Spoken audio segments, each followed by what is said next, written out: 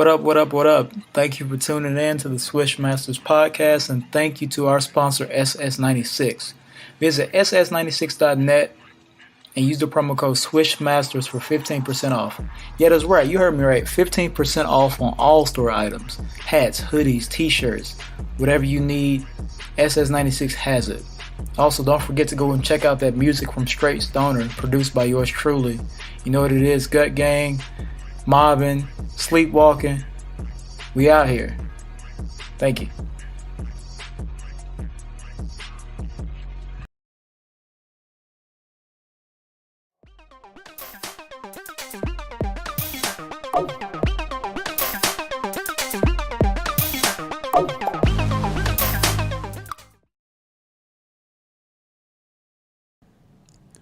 And we're back. What's up? What's up? What's up? I'm your host, QtheGuru. I'm Zay, the executive producer. What up, y'all? What's up? What's up? Man, these NBA playoffs, Zay. These NBA playoffs. It's crazy, man. We're about to get some Game 7s, man. Some Game 7s, finally, man. I was hoping by the time we get Game 7. Oh, yeah, man. Giannis on the Celtics, CP, Luka, Devin Booker. These dudes are going crazy right now. It's exciting basketball right now. Can't wait to see these games, man. Yeah, for sure. Can't wait. Very excited. But before we get into the NBA playoffs, we gotta get into our NBA news first. A lot of different news is happening in the NBA and WNBA. And of course, you all know about Brittney Griner's situation. Brittney Griner is in Russia. Okay, recently, Russia has extended her pre-trial detention by a month. But one of the things we got out of this is that we got to actually see her. Okay, there are different photos out of her, what she looks like. The lawyer says that this process is typical. Sometimes they can take longer. Sometimes the process can happen quicker. And basically, he described the whole thing as just being very typical. All right, it's just these things happen, right?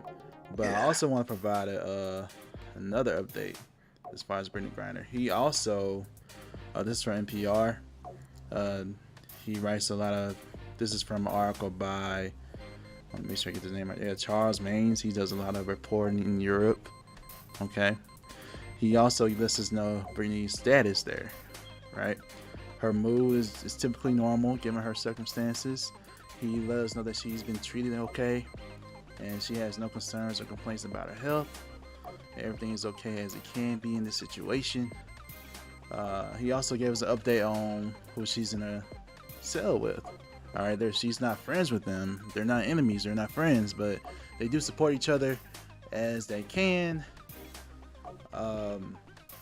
He also lets us know that they went so far as Brittney Griner is really tall, right? She's 6'9" tall. The one complaint that she did have was about her bed. She doesn't need a standard size bed, but they were able to accommodate her, so that's good. So it gives us a little bit of insight of that, she is okay as she can be in this situation. But the fact that they extended her detention, her pre-trial detention, she didn't even have a trial yet. And remember, the U.S. classified her status as wrongfully detained. So, man, it's a lot. But shout out to Brittney. Prayers up for her family. And that's all I got to say about that. What about you? Yeah, man. It definitely is, for me, disappointing to know that 30 days still to the real hearing. But at least we have a little bit more insight than before. It's been months. 3 months at this point, and like everyone else has been saying, we just want her to be back home. Anyone that's been wrongfully detained or anything like that. And we are BG, free BG, and I can't wait till she gets back. actually caught the game, Mercury versus the Storm today, and it was weird. Like dang, she should be right there in the middle with Diana and everybody else. But prayers up, and we hope for the best. Hope the process is sooner than later and quicker. Yeah, man. Free BG. Yeah, free BG. All right. Yeah, prayers up to her. Y'all keep her family in prayer as they keep going through this situation. All right. And if there are any more updates, we'll be sure to inform you as best as we can. Yeah. Cute scoop. No, man. And speaking of WNBA, he just mentioned it. The season kicked off this week, and not even 1 week into it, we already have so many players in health and safety protocols.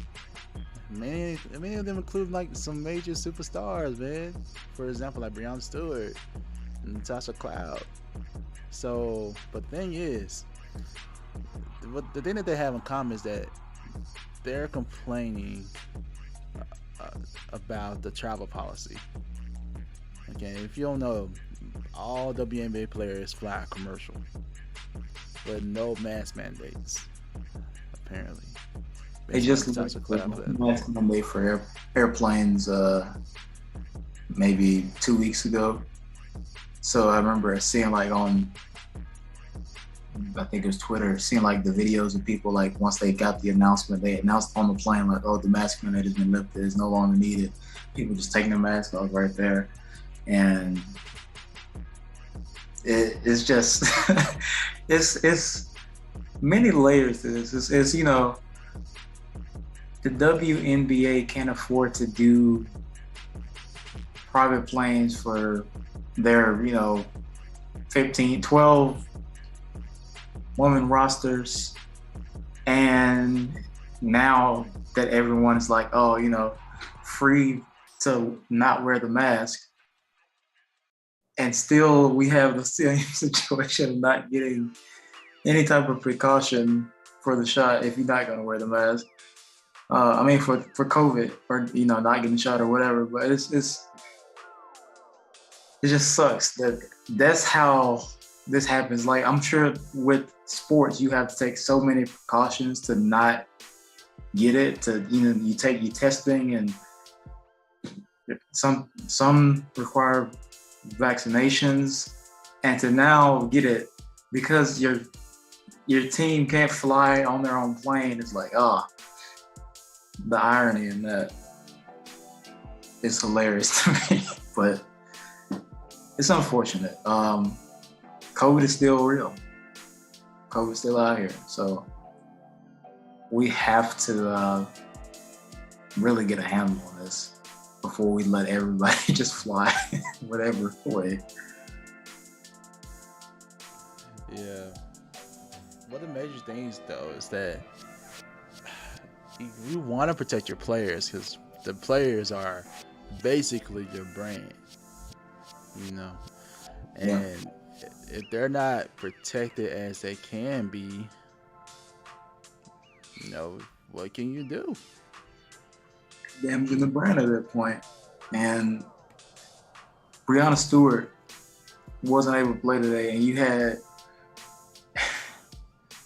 it's unfortunate because Storm needed her today, and she's one of the best players in the league, and you didn't get to see her unfortunately because of COVID, but also it seems that, because of the plane, is like I said, the WNBA has been on top of the COVID protocols since the beginning of widespread COVID around the world. And to hear this being the downfall is like, come on, dog. it just is like, man, what do you do?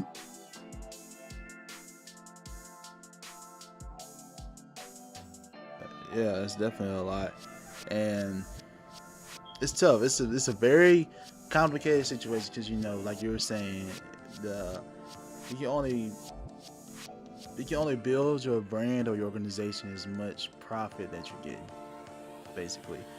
And if you're not getting any more profit, there's not more you can really do. But I will say this: the WNBA, they did recently receive they recently announced that they raised $75 million in new investment capital. They recently announced that.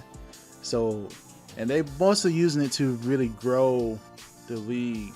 They keep saying, yeah, we really want to grow the league, which is admirable, as they should. They should get the brand out there, get more aware of it, right? So hoping you draw in more fans to your product.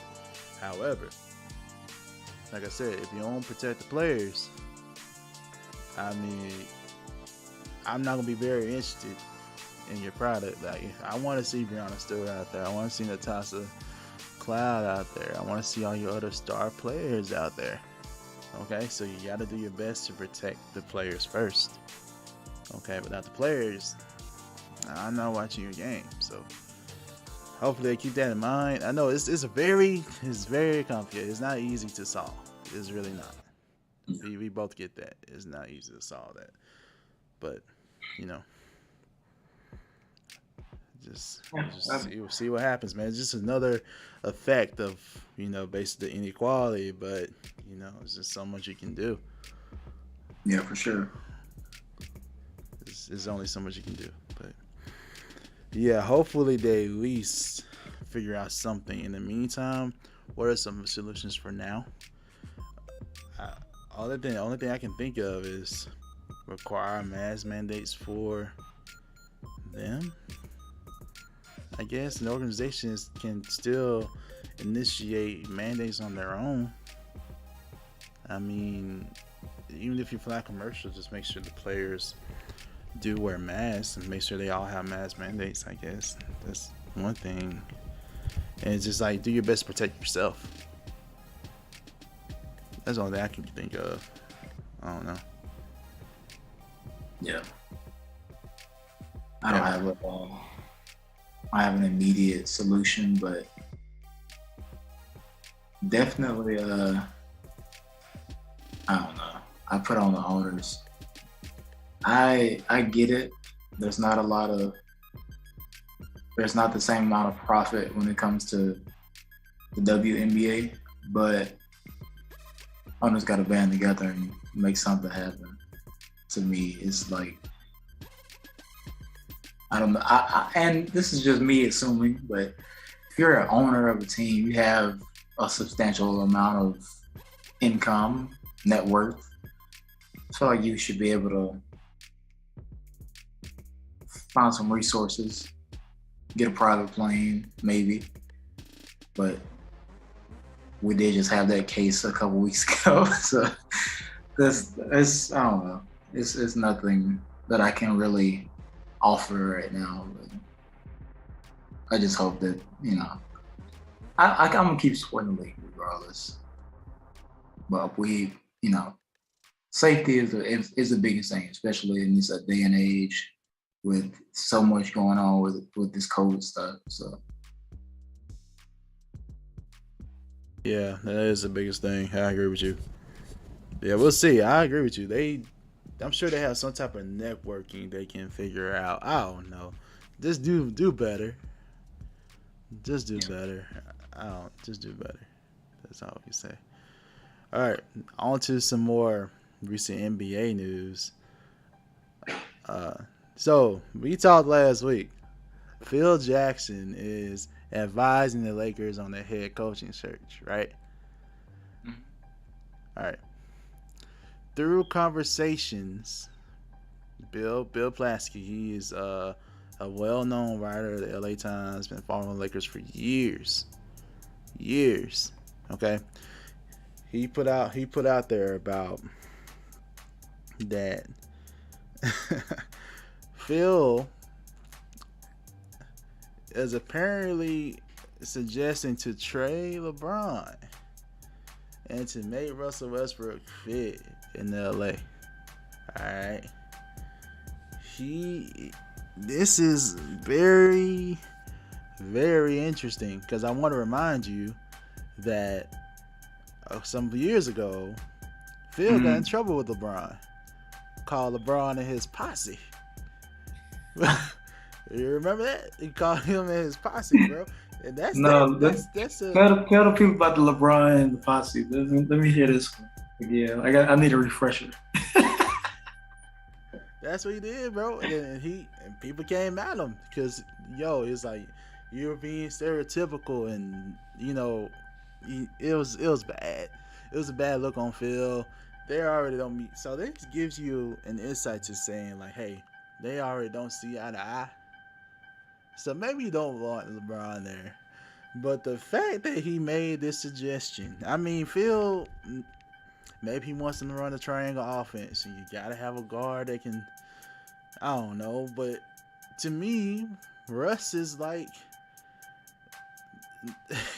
he's like LeBron light. I mean, he can drive and kick, but LeBron can do that way better. So when you rather have LeBron in there, and I love Russell Westbrook. He's one of my favorite players. But I wouldn't trade LeBron first to keep Russell Westbrook. No offense to Russell, but what's your reaction to that, man? That's crazy. Okay. Phil, are you taking your meds? What's going on?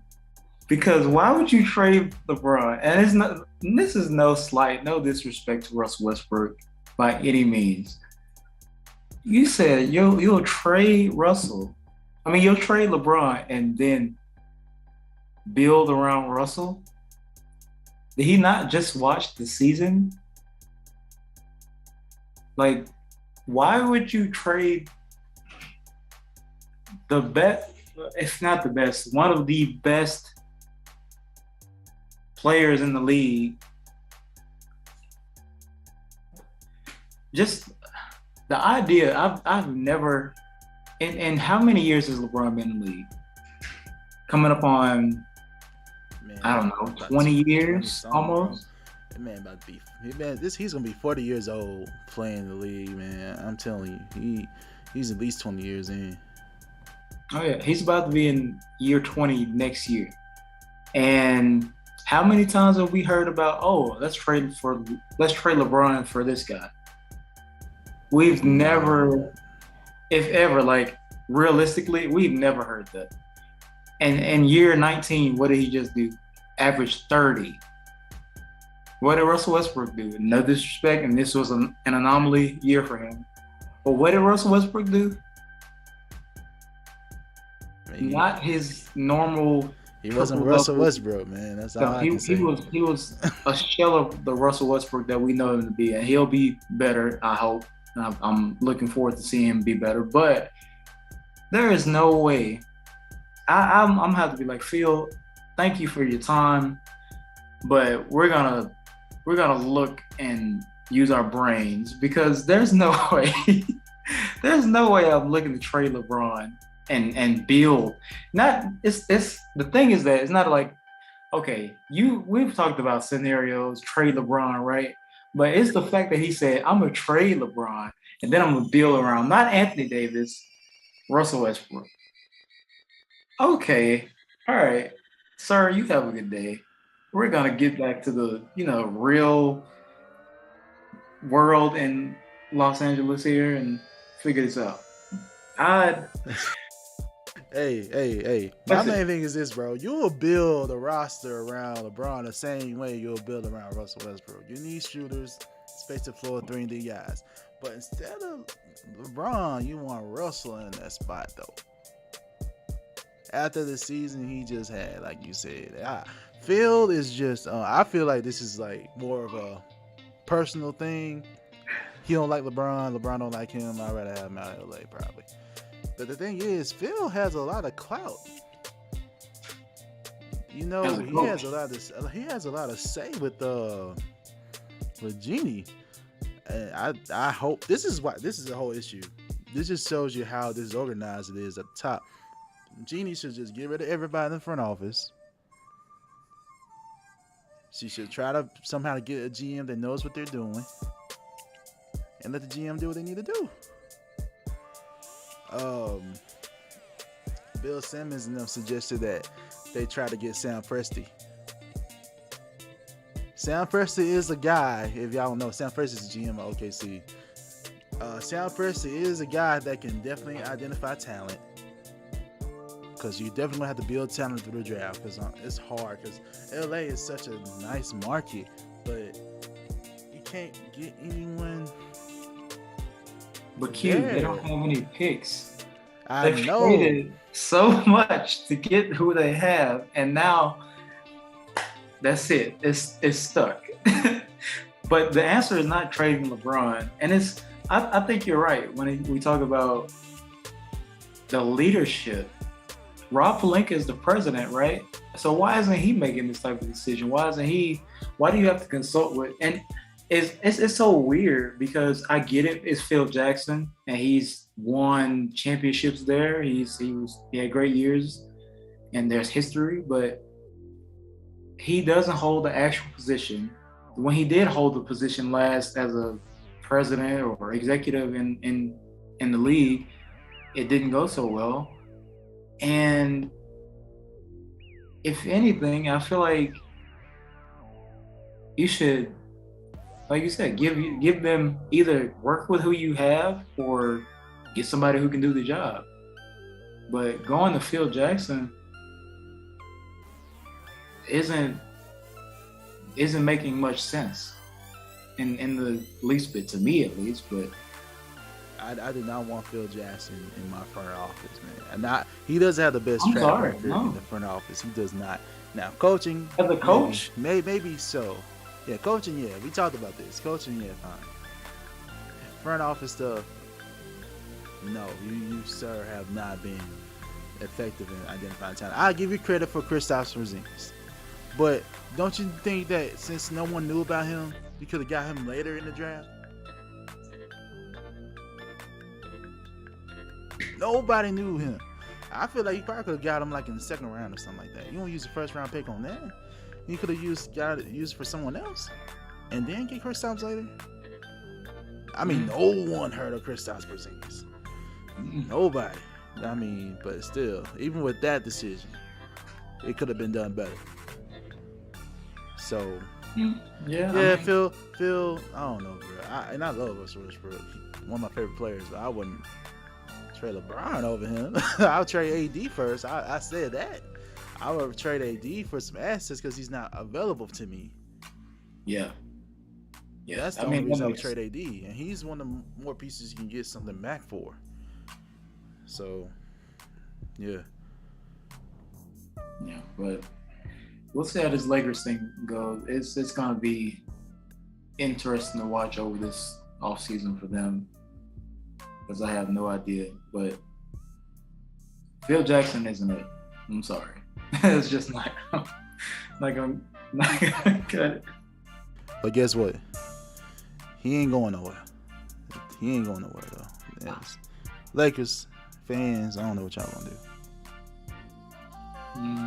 The Lake show is canceled, at least for a few months. But we'll see.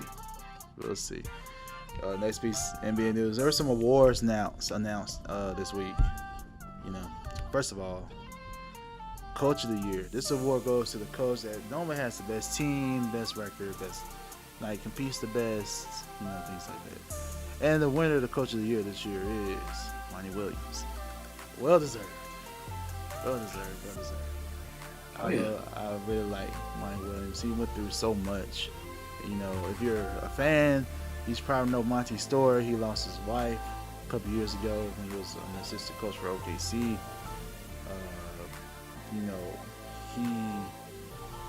He's a really, really great man from all accounts.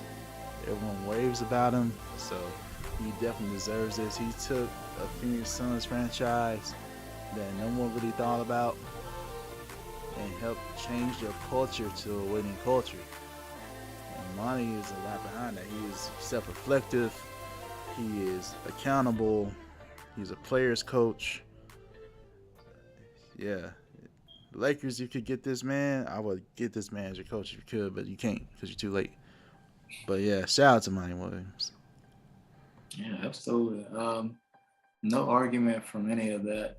Monty Williams, very, very much so, deserved the Coach of the Year.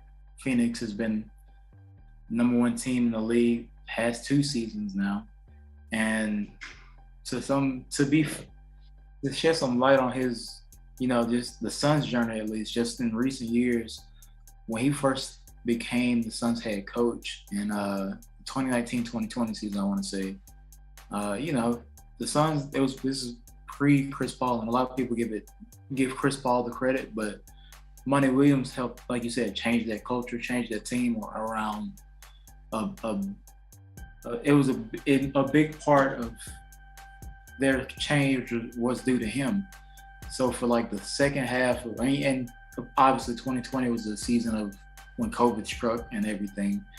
So going from, years of not being making the playoffs, and then going into the 2020 bubble, winning every single game that they played in the bubble, but they were so far behind. Like, he started changing that culture before Chris Paul got there, and if they would have had maybe a more regular season because of COVID, they could have made a slight playoff push even then before Chris Paul.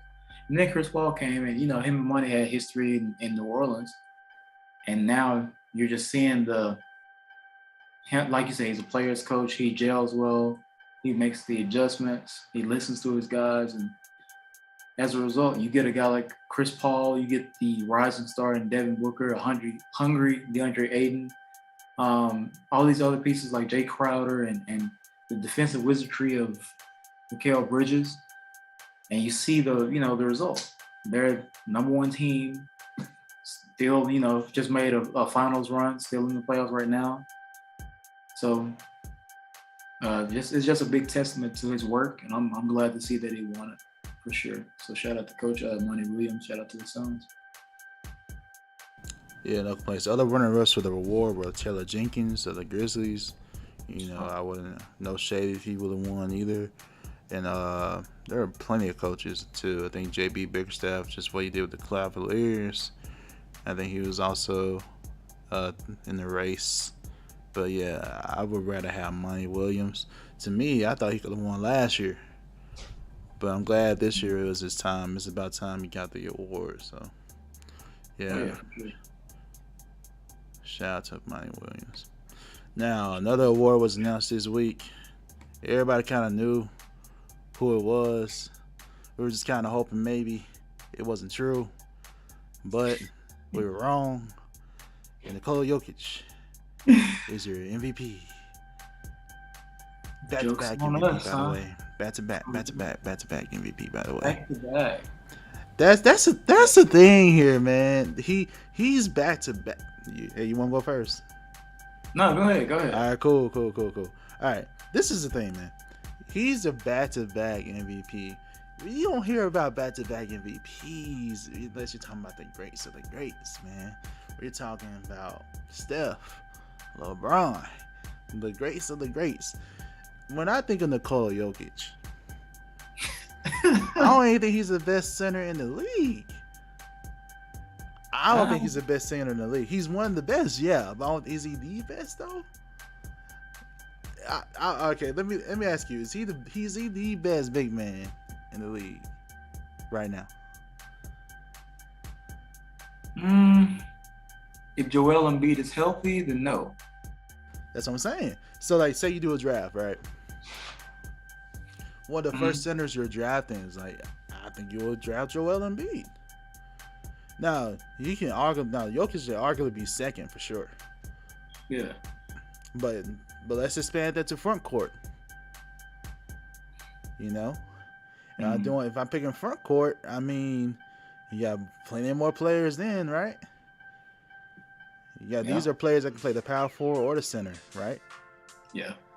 Now, that means LeBron's in there. He can play power forward, center if you want to. He can play all positions, basically.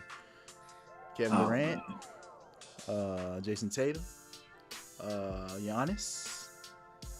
I mean, I ain't say Joel yet. And then I'm getting to Nikola. I mean, I'm just saying. Yeah. The fact that a lot of this has to do with analytics, apparently. And Jokic had a great season though. He had a great season this year though. Yeah, of course. The first player in NBA history to have, I forgot again, but so many thousand points, 500 assists, and 500 something. I forgot. Sorry, that's bad on my part for being a basketball head, but not remembering the exact thing. But he was the first in NBA history to ever do that though. So I give him props for that. But back to back though, and I mean, who was your MVP? Oh, Joel Embiid. Okay, it was Joel Embiid, and I'm not even saying that Jokic didn't deserve it, because for the longest it had been him and Joel like as the top two running at it for like the later half of the season. And yeah, I mean, when he won it last year, I was like, okay, because the stuff he can do at his size, and really like the lack of athleticism, but his ability to control the game is like impressive for sure, like one of the best. But this year, I just felt that Joel Embiid was just so dominant, and it was weird because the two leading candidates were centers, and it hadn't been, we hadn't seen centers be having the spotlight like this in a while. But Joel Embiid was just so dominant to me this season, like with his scoring. And Jokic, he can impose his will too. I think he averaged like 25, 26, 12, and the assists are where he's like different from pretty much everyone else. But I didn't think that his team was kind of mid to me with where they ended up in the playoff ranking. I don't think anyone really expected them to go far in the playoffs. And it's not on Jokic for that. I'm not saying that's his fault, but when I look at what he was able to do, it was like kind of like what he had done before in the same season. Not to say it was great what he does, but I feel like Joel Embiid was on a different level. And I feel like he should have gotten it, but it's no slight, no disrespect to Nikola Jokic, because if he's not the best center, he's the second best center, in the league, to me. And I would pick him, like he would be my second choice if I had a healthy Joel Embiid, I'm picking Embiid. But if Jokic is a great second to me. I mean, to me too. No knock on his skill. He's definitely one of the most skilled centers. An amazing passer. He can shoot. Yeah. He can do it all. He can do it all. He got some inside game as well. He can do it all for sure. And the fact about where he was drafted into where he is now, that says a lot about him. So have a lot of respect for him. I really do. Yeah. So, but the good thing to know is this: he's not going to be MVP ever again. Most of the time, once you get back to back, retire to you, we're gonna look for somebody else. Unless you just do something where we just can't ignore you. But I feel like we're not gonna have to worry about this for a while. I mean, even Steve Nash got back-to-back MVPs. So yeah, it is what it is, It is what it is. But I don't consider, when you say back-to-back, I consider him more that, I guess, that Steve Nash tier than like a tier of like Steph. Because Steph is like, yeah. LeBron is like, yeah. Nikola, yeah. I mean, no disrespect to him though. Like, he's not there yet. I mean, if he does, he's just not there yet. I think he can be. He can potentially get there. I just need him to just. Yeah, I mean, it's certain. It's just certain. A certain player said that it's no, very deserving that he was very deserving of the award, but it's also about who the media likes for that year. And I'm kind of understanding now that it's more so of that plays a big part in today's award process. So It does because they vote. It's the media that votes it. I don't know. And that's another conversation we can have one day about what could they do, because the players aren't the best voters either. Honestly, we can look into the All-Star game for that. You know, like how do you not vote for LeBron or KD? It was, I mean, they first allowed players to vote. Like a few hundred did not vote for LeBron, and 100 or so did not vote for KD. When you know they should have got in. You know, so it's I don't know, but you have to have that discussion one day for sure. All right, but Jokic, shout out to you, sir. Glad you got MVP. I don't think you'll get it again. If he gets it again somehow, I'm gonna be just surprised, and I'll be like, okay, we'll see. he takes his game up another level, maybe. For sure. All right, now let's get into the playoffs and some ramifications of some of the games that we saw. Okay. Oh, yeah. First, let's get into. We had some series that ended. Right? Let's talk about the first one. The first one is, all right. The Grizzlies are now gone. The Warriors won the series 3-2. All right. I think we both predicted. No. I'll let you have the floor first. I forgot. You go first, Mr. Grizzlies in 7. Whatever you said. You go ahead. Chose, in fairness, I didn't expect the Ja Morant season-ending injury, but I'm proud of the Memphis Grizzlies because they fought it out. You know, they were down 3-1. They made it, 3-2 and 4-2. Held it down and had a big win in Golden State. Was in Memphis. I can't remember. But they had a big win without Ja. We're up by 55 at one point, but ultimately, once Ja went down, we both kind of knew it was just the hardened engine of the team isn't there. It's not going to be the same. But Klay Thompson was big. He had a vintage game. I'm not sure if you saw the tweets or his IG story, but he had an interesting post. If you didn't see it, go check it out. He said, what was it? Paris by Kanye and Jay-Z. There's a line in the song where Jay-Z says, I could go Michael, Tyson, Jordan, Game 6.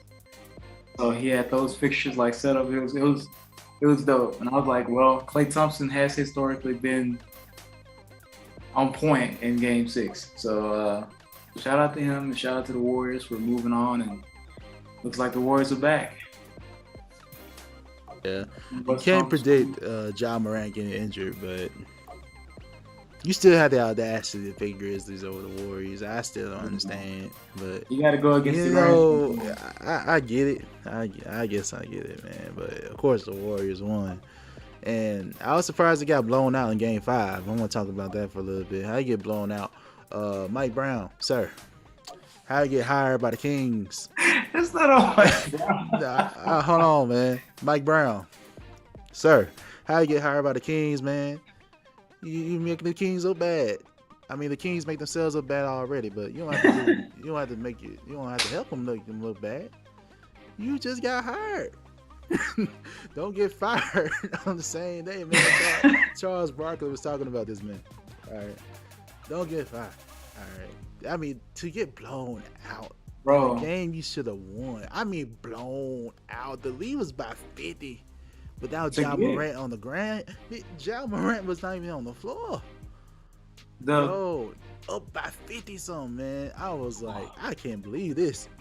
The fact that he just got that job as the head coach, it would be so wild to see if the team was like, we got to cancel this, because how you get blown out by 55 without the star player, and it's it would be hilarious to see somebody get fired or like their offer get changed because of not even getting, you ain't even touch the soil in Sacramento, but this result was like, nope, we got to make this, we got to do something else. That would be it's a curse of the hilarious. organization, man. Because he got hired by the Kings, the stain of the Kings got on Mike Brown somehow overnight, and it just King's caused him. disease hit the It leaked Warriors. into the Warriors. Yeah, it got into the Warriors locker room somehow, bro. The main thing is that you still have Steph, Clay, and Draymond. I mean, your team is fully healthy for the most part, and you lose like that to a team where no. I mean, shout out to the Grizzlies though. They got some dogs in the squad. Jaren Jackson Jr. came to life in that game. A lot of their players stepped up in Ja's absence, but you should not be down by 50 something to that team without their franchise player. No excuses. And the fact that I was like, if they lose again, he probably fired. Like for real. Like any type of loss. I don't care if it's a close or if it's a blowout. If they lose again, I was like, Mike, you about to be, I don't know. And we may see him coach again. I don't know when Steve Kerr will be out of those health and safety protocols. We'll see. You know, COVID can linger, and you have to do quarantine, you have to pass these different checks and stages. He may be coaching again. Sir, you better be on point. That's all I have to say. And the next team you're going to play is not going to be the Grizzlies. They'll have their franchise player, whether it's the Suns or the Mavs. They're going to have their franchise player, so he needs to be ready. Yeah, for sure. All right, I'm done with the Warriors, man. That's funny, Bill. All right, that's funny, but so since the Grizzlies lost, I want to talk about Ja Morant. Since Ja did get hurt, like we said, you know, it's hard to ignore the fact that it seems like they play a little bit better without Ja. Remember, their record without Ja Morant is a higher percentage than with him. It's a higher percentage. I think partly it's because of the defense. I think that's part of it. They can actually play some solid defense, and I'm not saying you don't. I don't know. It's just a question. It just raises a question because you do have Ja Morant, who was a player that got hurt multiple times this season. Now he wasn't available for you in a key part of the playoffs. Because I don't think he was just injured by that grab from Jordan Poole. I think a lot of people are now conceding to the fact that he probably got hurt on the previous play, right before that. So, and Ja is a player who is extremely athletic, who relies on his knees and his physicality and his athleticism, and those things do fade, and we see him going through these injuries already. And the one thing that a lot of people have in mind as an NBA fan is Derrick Rose. Derrick Rose at this point in his career was arguably definitely better than Ja at this point because he won MVP. You know? Derrick Rose like one of the youngest MVPs ever, man. And he was super athletic. The game was similar to Ja. The thing about Derrick Rose too, how he landed. You know? And Ja, he's like, it's like how he's landing. So with all these things in mind, do you think the Grizzlies should continue to build around Morant or look at other options? I think that Ja's an extreme talent, and yeah, ever since Derrick Rose. When you see guys like that are this athletic, just crazy vertical and speed, agility, all this stuff, it's always concerning to me because I feel like if, any awkward landing, anything, a slight whatever damage to that muscle is like, oh, it's going to change them completely. I always worry about guys like that, but, the medical staff and everything's and procedures, stuff like that, has advanced a lot more in the past few years since big injuries like Derrick Rose's. But I don't think that they should not build around him. I think that Ja, for one, is going to be getting better. And I'm praying that he, comes back healthy and still being able to do everything he's been doing so far. But it does look kind of weird when he's out and they have been so successful without him. I think what it does is just add a different mindset, because these guys know that they're down, pretty much their best guy.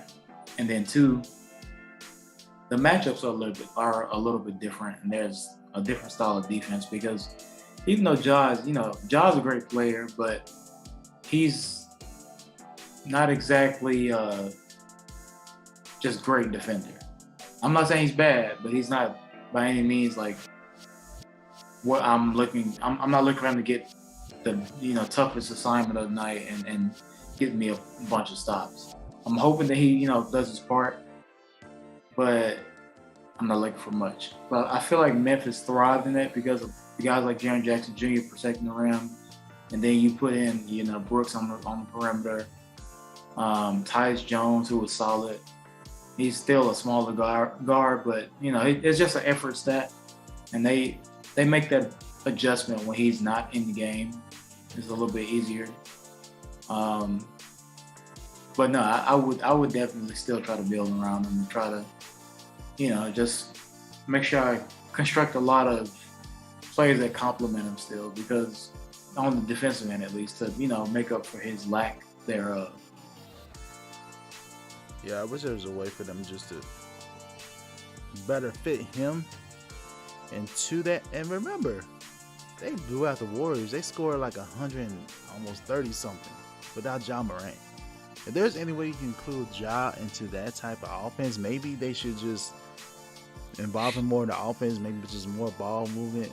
I mean, Ja does pass the ball. He gets triple doubles sometimes. He can be a triple double threat. But it's different when you're more involved with the offense, like getting off ball screens, and you're not on the ball so much. You're more involved, set some picks, and maybe involve him a little bit more in the offense to get to bring that into it. Because there are going to be times when you need Ja to go ISO, be like, Ja, go give me a bucket. But other than that, is there somehow you can mend and meld those two things together? Weld those two things together, man, it'll be so awesome. Yeah. So, yeah. I think that's the thing. They just have a more free-flowing offense, because Ja is a heavy usage rate type player. But you can't deny what he does on the floor. It's just that it's more of a balanced attack when it comes to not having him on the floor. But yeah, I mean, I think Taylor Jenkins has done a good job, and he'll figure out a way. And Ja's gonna, I have no doubts that he's gonna, still work on his game and get better year by year, because he's had major growth. He just won Most Improved Player still, even with all the games that he missed. Averaged 27, 28 this year. So he's gonna be good. They'll be fine. They're young. They got time. Yeah, they got time. Yeah, I agree with you. They should definitely keep him and just try to figure out some way to make it work. All right, on to another game that ended. All right, we were both right. We were definitely right about the series. Shout out to you, Heat. Y'all won the series 4-2, right? Y'all won in Game 6 in Philly's house. I'm gonna let you out the floor, man. How you feel about your Heat? Just taking care of business, man. Over Tobias Harris, over me. That's all I got to say. That's all I got to say. That's all we needed. But shout out to Jimmy, Big Face Coffee. We out here. Good win, and I'm glad to see us getting on to the conference finals back again. Got to go get that gold, but Philly has some issues that they're gonna have to face.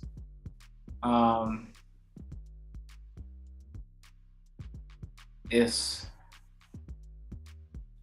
the simplest thing is that Joel Embiid just needs to, get some rest now and heal up. That's the biggest thing. And then two, so much with Harden and Rivers and everything else. Yep. Stay right there. Before we're not gonna. To be honest with y'all, we ain't gonna talk about the Heat this much in this segment, bro. Like, shout out to the Heat. We knew they'd win. They met our expectations. It's the fact that the Sixers let us down so much. My reaction to Game 6 is this, man. That effort was trash. Yeah. Y'all at home. Where's the effort? I mean, alright. Some of the players tried a little bit, okay? They tried. But I think it's just a lack of effort from Harden in particular. Okay? And this brings up to like another point. Harden was terrible. This is what we mean by effort. Harden had 11 points in the first half. Mm-hmm. He only took 2 shots in the second half. 1 shot in the fourth quarter. This is unfathomable, man. Like, this is ridiculous. So it leads to the question, okay, we talked about this a little bit last week. Like, would you offer Harden max contract extension? Now, based on his performance after Game 6, I almost want to cuss, man. I'll be like, no. What you think you're doing? Oh. No, I'm not giving you a contract. You were trash. I mean, it's just a lack of effort. I mean, Joel was hurt, man. I'd excuse him. Joel battled. I mean, I was like, when he kept getting hit in the face, I was like, I just want him to just go rest, man. You did everything you could, literally, and that's all you guys from your best player who's dealing with literally a broken face and a torn ligament in his thumb. So he was out there battling, man. But he said it, Joel said it too. James Harden. Everyone expected the Houston James Harden, but he's not that guy anymore. He's more of a playmaker, whatever you want to call it. But yeah, man, like how are you supposed to be the number 2 guy? And he had a decent first half in that game. 11 points. I think he was like 4 of 6 from the field. So like, oh, okay. He seems like he got it going. And then all of a sudden, nothing. Not running back on defense, turning the ball over. It was just like, and I like James Harden. Like previous versions of him at least. And it's disappointing to, see that type of non-effort. You know what I mean? Like some guys thrive off of effort, and you thrive as a superstar because of who we know you to be, or what you once were, and now we can't get you to, run back on defense. And you're not even a defensive guy, but you're taking no shots, and virtually no shots compared to what you used to do in the second half. And then 2, you don't make the slightest effort. Your team is like, your best guy is out here working his butt off, broken face, torn ligament in the thumb. And I mean, like, still taking care of business. And you just, on the other hand, like, if you're injured, that would be one thing. But as far as we know, you're coming off of injury and you're supposed to be getting better, but you look as if I told you about this. He hadn't looked the same with his separation. He started to get some, but he still isn't hitting shots like that. I don't know. James Harden but yeah, no way he's getting a max contract. Now he's not getting that type of money. I wouldn't. I'm like, to me, and based on his performance, I'll give him a 1 year. I'm gonna be like, all right, if you are still what you claim to be or trying to get this money like you are that, this is your year to like show us that you still can be a MVP caliber player, because this is not what anyone in Philly was like hoping for. I was seeing tweets about once Ben Simmons comes out and plays next year, he'll prove that Philly lost the trade. I'm like, oh god. But yeah, James Harden was very disappointing. Pretty much this entire season in Philly, he was better. To me, he was better in Brooklyn this year, and he wasn't even the same player still. But that's all I can. It's crazy, man. You go from one player who wouldn't shoot to another player who's James Harden, who's known for shooting, don't shoot. I mean, there were some rumblings about Harden was hurt, but thing is, I don't care. It's the effort. It's the effort, man. You only take 2 shots. 2 shots. At least go down shooting, right? At least go down trying. You turn the ball over, man. You jogging back. You turn the ball over and you don't do anything on defense. If I turn the ball over, man, I'm hustling back because I messed up. I'm going to try my best to fix it. You know? Or at least show some emotion. You're mad. Some people foul after they get a turnover, right? Show some emotion. Show something. It was dead. It was so bad, man. It was terrible. It was trash, man. You had Russ got a bad season. James Harden ain't looking like himself. Man, let's go ahead and see what KD looking like. It's like these OKC guys ain't looking good, man. But back to Harden. He didn't have the best playoffs this year either. Right, KD did not have the best, but KD got swept. Couldn't win the game. Like, it's a lot. But I have not given Harden an extension. No way, sir. I would. That's going too far. I was about to say I'll sign you to a minimum, but that's going too far. That's going too far. That's just my reaction. That's just my immediate reaction to how trash he played. It was disgusting. Watching that game, I was literally disgusted watching that game. To show no effort, of course the fans gonna walk out. I would have walked out too. I mean, poor Philly fans, man. Poor Philly fans. Go from Ben Simmons to this mess. It's terrible, man.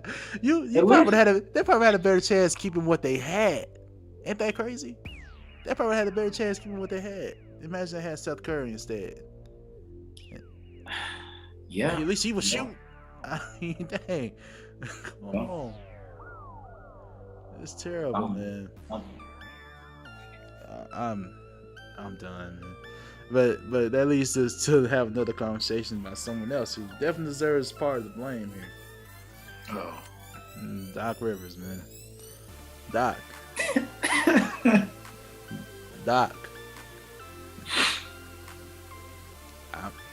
I'm about speechless about Doc, bro. You were. Okay, this is why I'm a little bit torn about Doc, man. It's his conferences. It's his press conferences after the fact, man.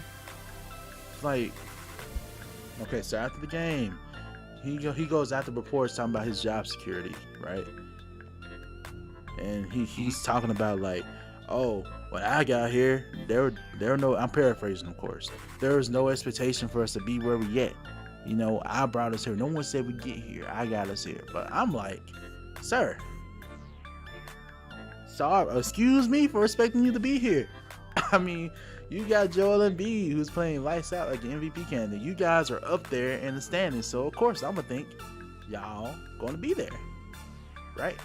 Think about last season when you got there. You were literally brought in because you were expected to take them to another level, right? Their previous coach, they got them into the playoffs. Their previous coach even got them to an Eastern Conference Finals. I believe you were hired so you can get them to the finals. That's only fair. So you did have the expectation to get to a championship. So don't play that game with us. That's why you were brought in. That's why that's why I was a little upset about Doc Rivers in that point. But is his job secure in Philly?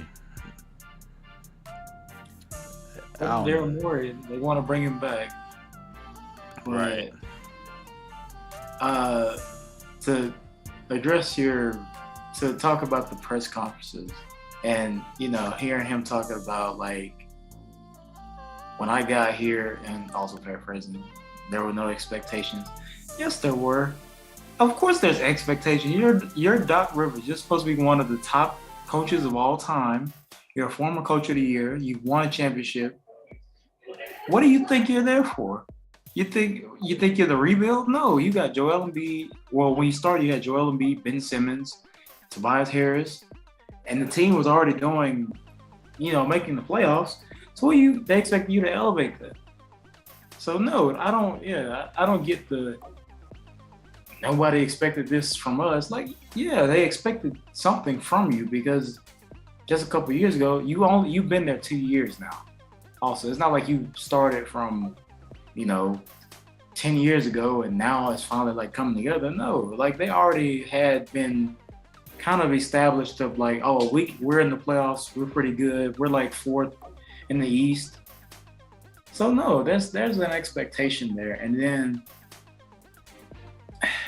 his job security, it's on one end, I think it's unfair if he were to lose his job because I don't think it's a lack of effort on like coaching, trying to get these guys to like commit and play is what he's there for. But I just think that they kind of gave up in that last game and there was no effort overall, obviously from James Harden, but the team as a whole just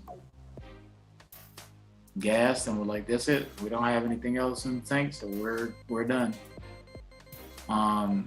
So that's not fair to him, but I think I've told you this before, man. Doc Rivers is just, since 2008, no championship, right? And then pretty much the past 10 years has just been middle of the pack.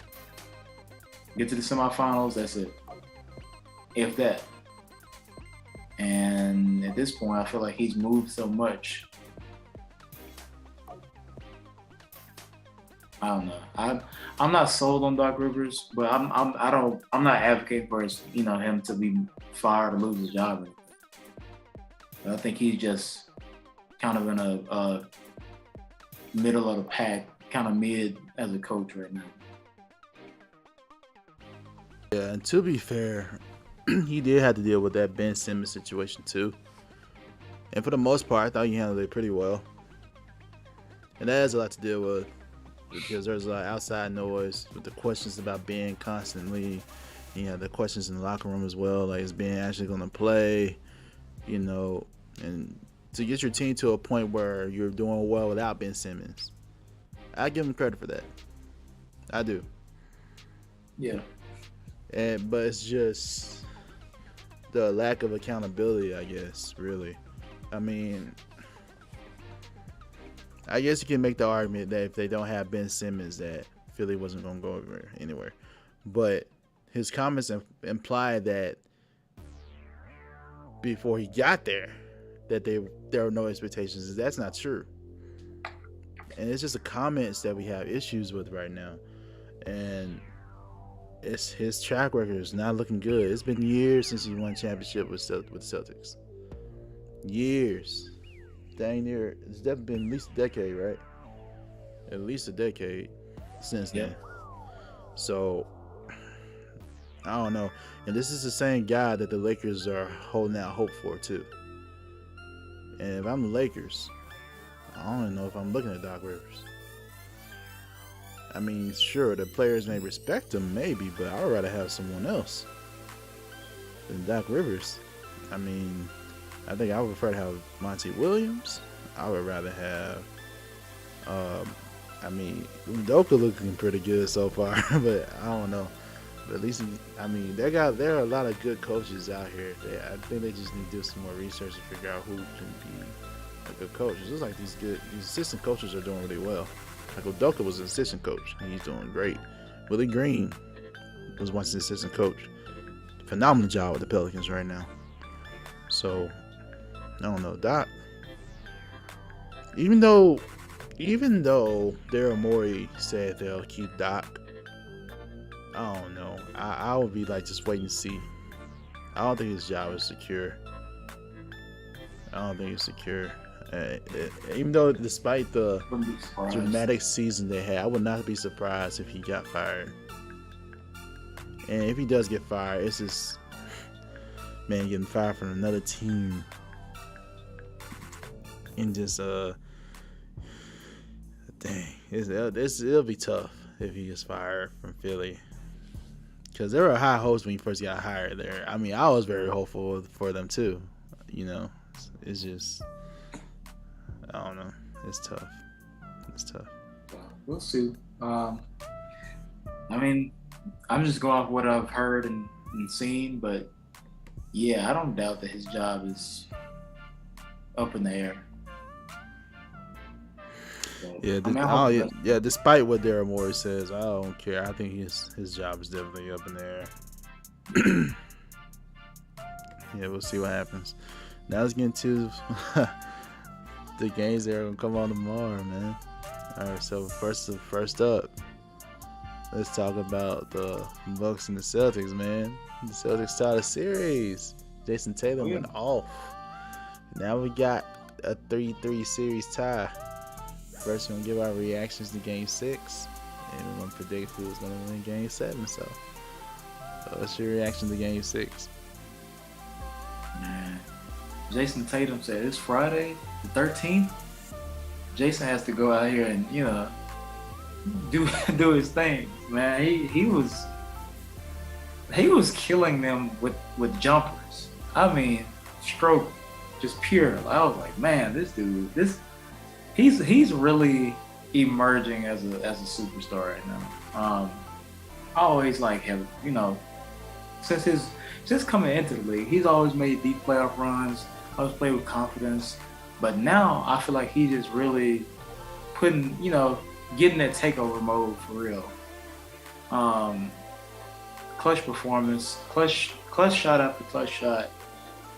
Shout out to him. Jaylen Brown doing his thing. Marcus Smart made up for his mistakes in that last game big time. And on the other side, I see now, you know, Giannis had a monster game. But Chris Middleton is important. I don't think I gave enough credit to him because I was like, Giannis can do it. You know, Giannis is going to be Giannis. But at the end of the day, he needs another floor spacer because it's just right now him and Drew Holiday. Brook Lopez hasn't been a big factor. And then the role players have not been significant enough to really change outcome of the game if it's not in Drew or Giannis's hands and, you know, clutch time. But it was a heck of a game. I was hoping that the Bucks would stay in it for a while, but that last half of the fourth quarter, I was like, all right, yeah, Boston's about to just take over this one, and they did. And it's definitely a big game from Jason Tatum. I think he finished with 46, almost a 50 ball, and you know, to come out and be on the brink of elimination. You know, to force that game and come up clutch like that is just a testament of the work that he's put in, and I'm glad to see it. Yeah, it was definitely good to see. I want to say it was a back and forth battle for a second between Giannis and Jason. It was definitely good to see. That's some classic playoff basketball right there. Man, the Celtics were just on, and it's all because of Jason Tatum. Mm-hmm. Yeah, so, yeah, we were both amazed with the game. Jason Tatum is definitely becoming that superstar, man. He is superstar now. He has reached superstar status with his game. I think it's undeniable now at this point. He is a superstar. He is a top 10 player in this game. So, yeah, man. Shout out to Jason Tatum. Now, let's get to the predictions. So, Zay, who is winning Game 7 and advancing to the Eastern Conference Finals to face your Heat? Oh, this is a tough one. Both of the upcoming games are very tough. Boston's at home. Oh man, I don't know. Boston's at home. Man. Boston's at home. Oh man, this is. I'm lost for words right now. I really. This could go either way, bro.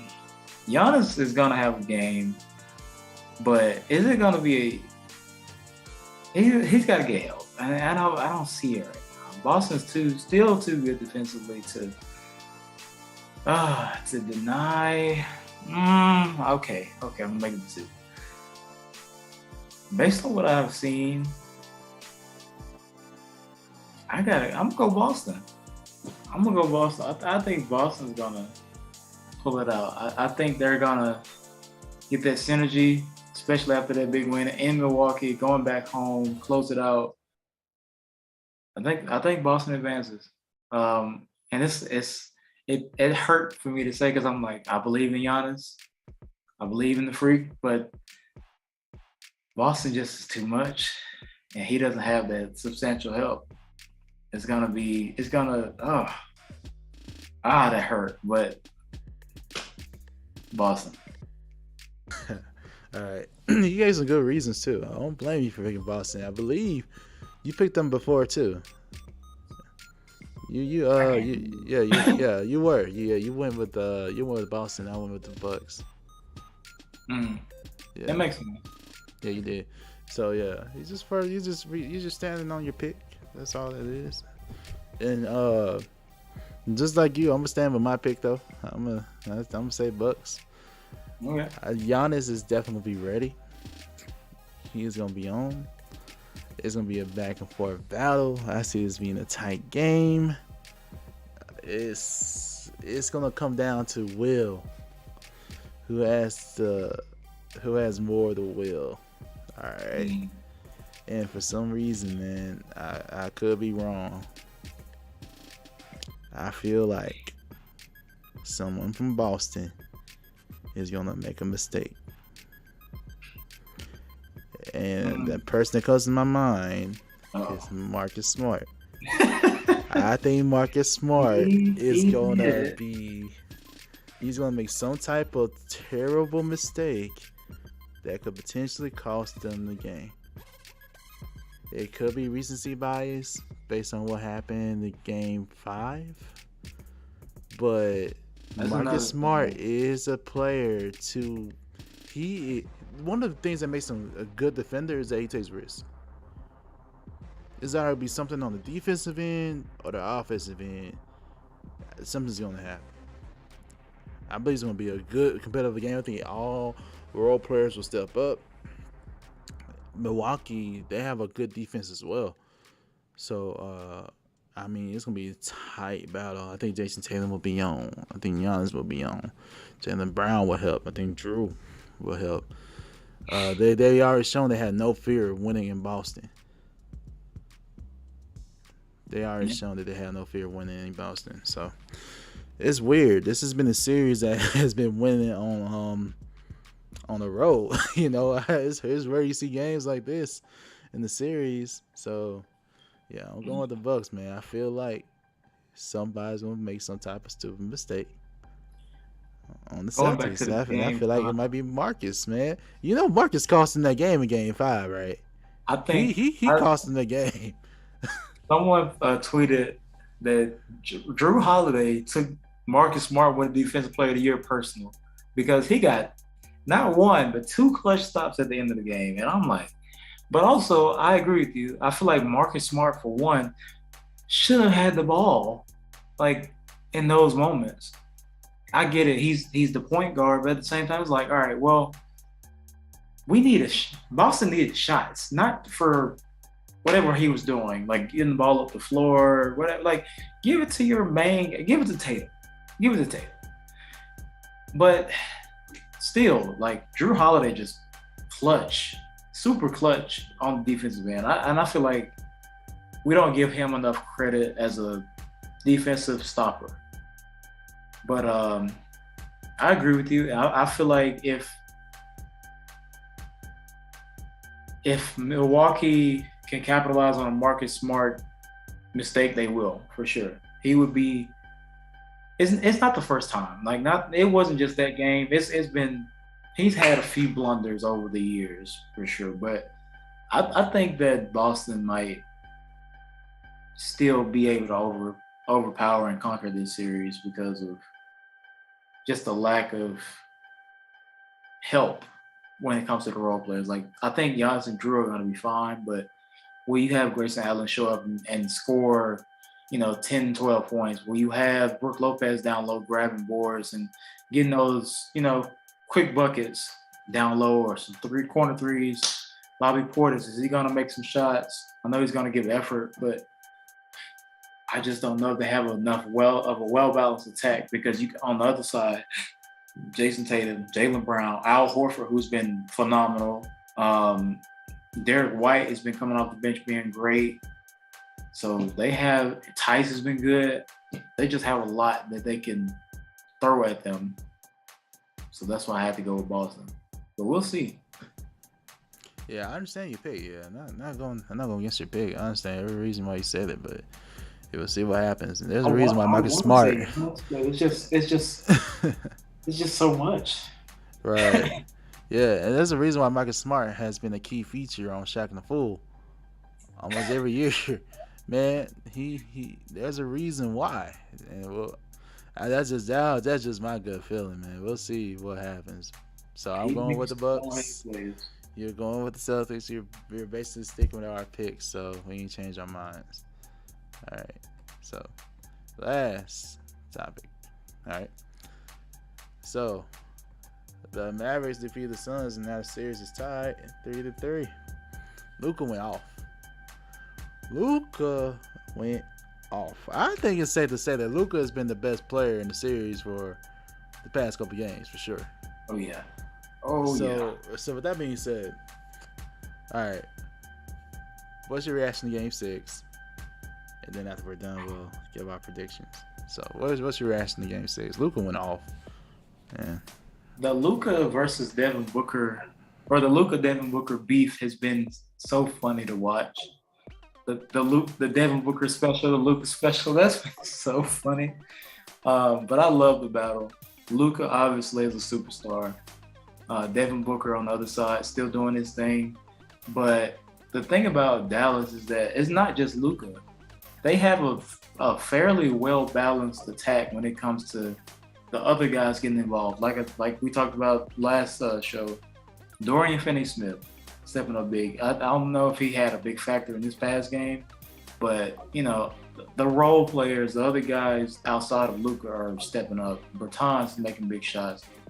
Kleber being big time, making plays, getting good shots. Jalen Brunson, obviously. Spencer Dinwiddie had a really good game.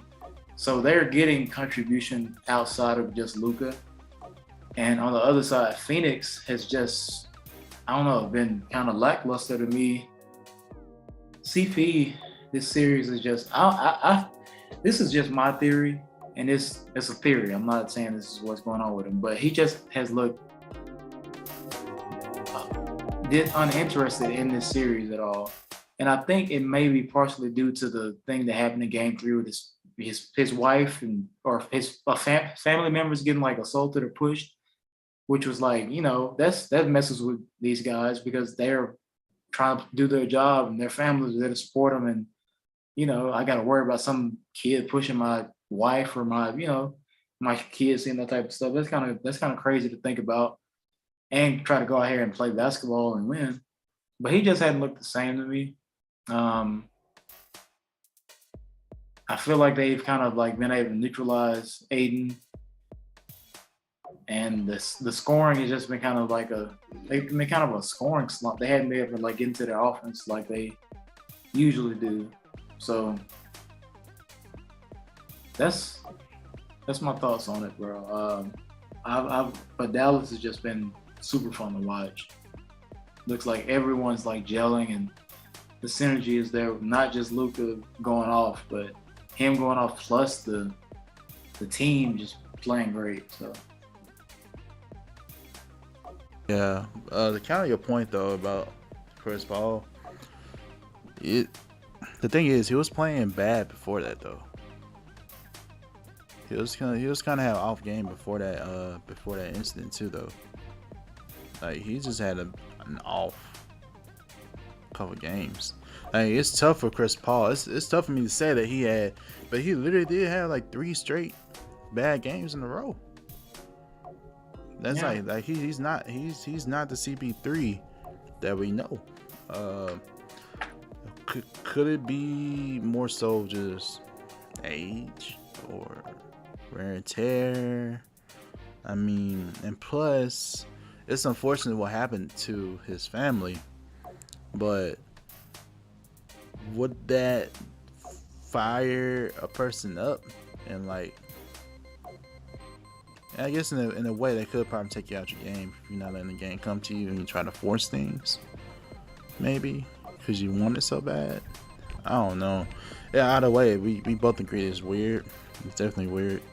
Yeah. And I don't know what's going on with Chris Paul, but they do need him to be Chris Paul in order to win the series. And if he does not win the series, I think everyone will have another conversation about Chris Paul, because Phoenix was clear in the situation and position to win this series. You're the number 1 seed. You're expected to at least get to the conference finals, at least.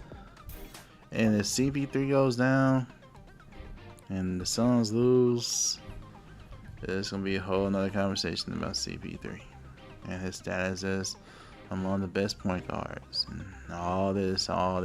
Trust me, you'll hear the conversation if they lose. Trust me.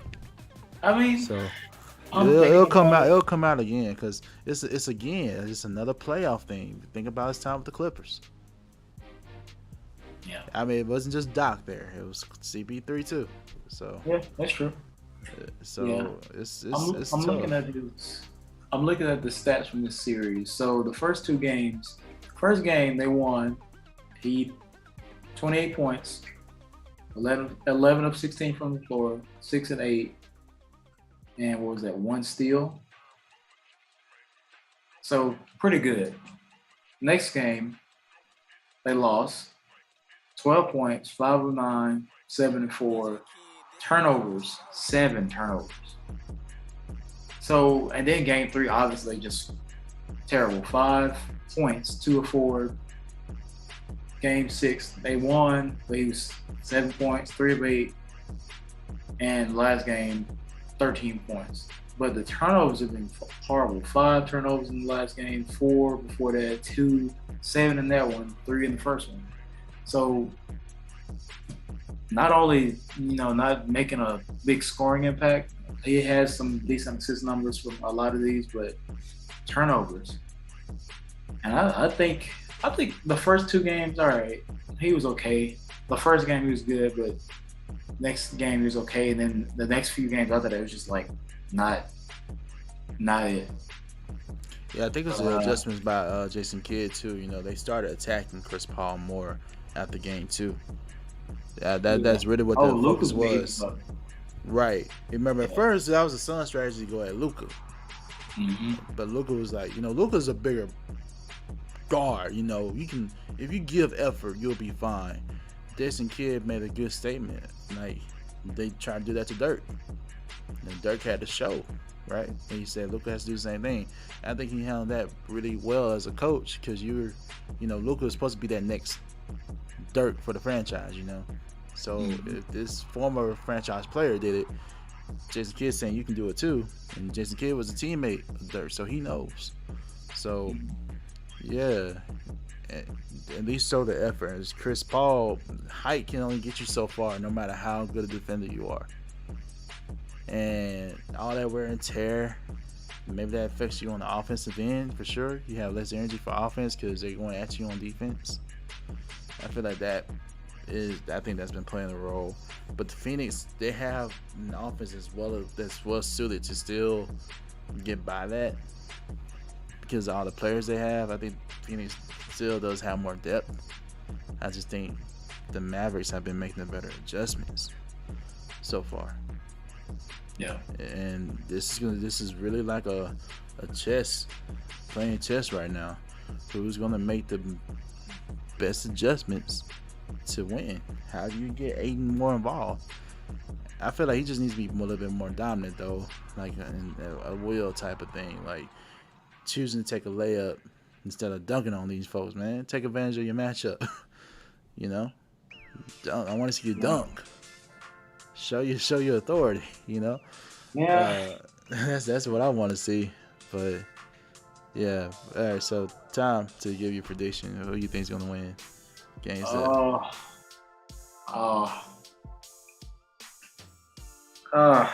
This is tough.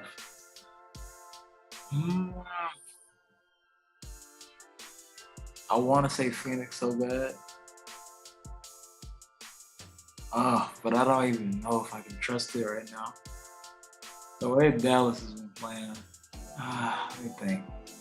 They're going to be in Phoenix, Game 7. Ooh. I don't think Dallas will play the same in Phoenix. So I'm going to go...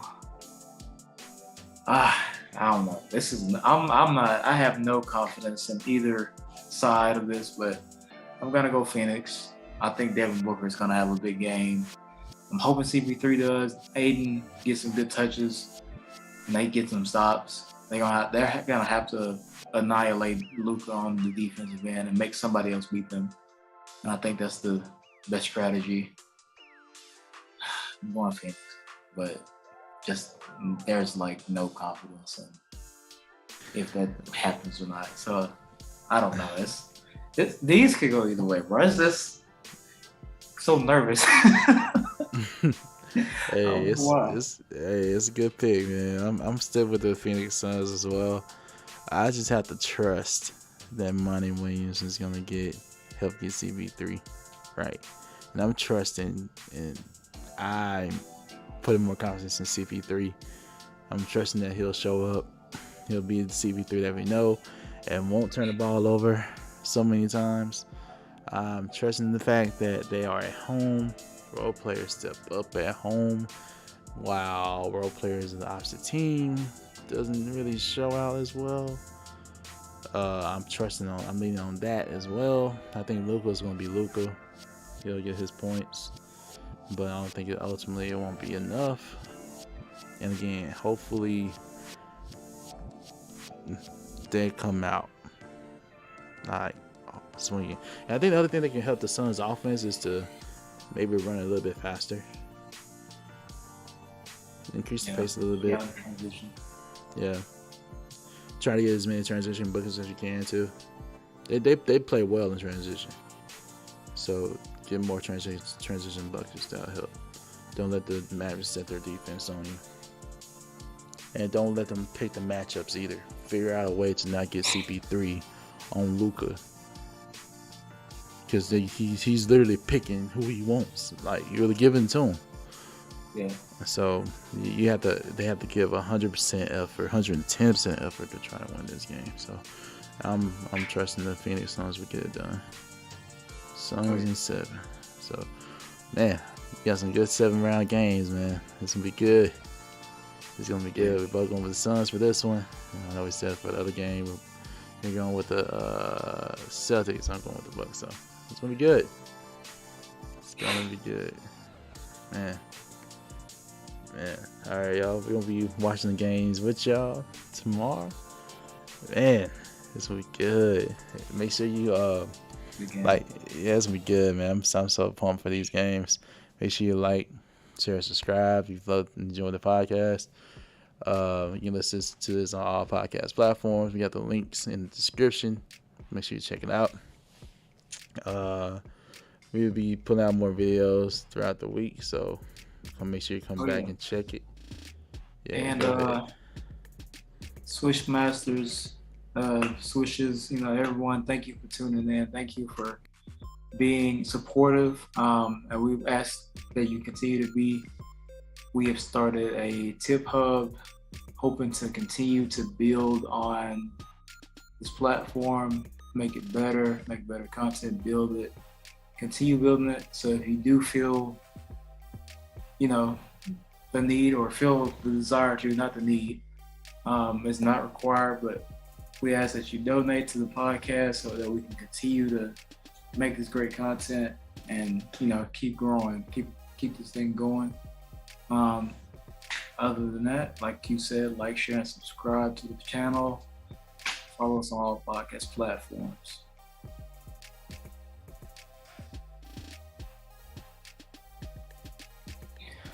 I'm Zay, the executive producer. We'll see y'all next time.